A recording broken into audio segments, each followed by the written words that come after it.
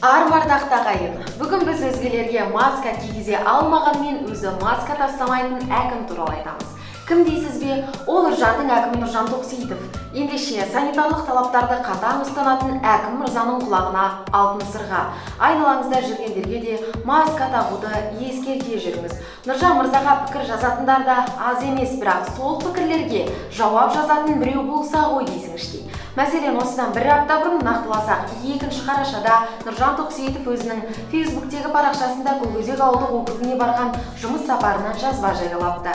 Жазбаға жазылған пікірлерді ашып қалсаңыз, Нұрлан Наурызбаев атты азамат Көкөзек ауылы судың бас сауында отырып, әлі күнге дейін ауыз суға жарымай отыр деп өкпесін жеткізіпті. Ал халық үніне құлақ асатын мемлекет үшін қызмет қылып жүрген әкім ағай бұл мәселе менің бақылауымда деп түйіндепті жазбасын. Әр жазбасын жауапты тұлғаларға тапсырма бердім деп аяқтайтын әкімге айтарымыз, әлеуметтік желіден парақша ашқан екенсіз, өзге әкімдер сияқты халықпен кері байланыс орнатуды да ұмытпағайсыз. Өйткені парақшаңызға жазылған сауалдардың көпшілігі жоқ, барлығы дерлік жауапсыз тұр. Мәселен, осыдан 6 күн бұрын жазылған мына бір жазбаға Мұхаммед Айқынбаев: сәлеметсіз бе? Біз ККП Мақаншы ауылы жұмысшылары 4 ай еңбек ақы ала алмай отырмыз. Енді желтоқсан айына шегеріп отыр. Осы дұрыс па деп сауал жолдапты.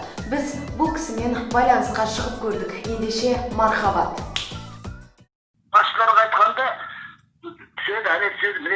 одан арасында тағы айтты, бір қар жаумайынша екеуміздің аяғына шейін ақша болмайды, ақша жоқ деді. Бізде бала шағамыз бар, қанша кредит тұр, 4 ай. Сенесіз бе 4 айға біз алатынымыз 50-ақ мың. Әкімшіліктен ешбір жауап келген де жоқ. Тоқсейітов мырзаға Фейсбугіне, Инстаграмына жазған, бірақ ешқандай жауап алмады. Міне сіз ғана бірінші хабарласып тұрғаныңыз бар. Індет жайлаған уақытта айлық алмай жұмыс істеу кім-кімге болмасын ауыр екені белгілі.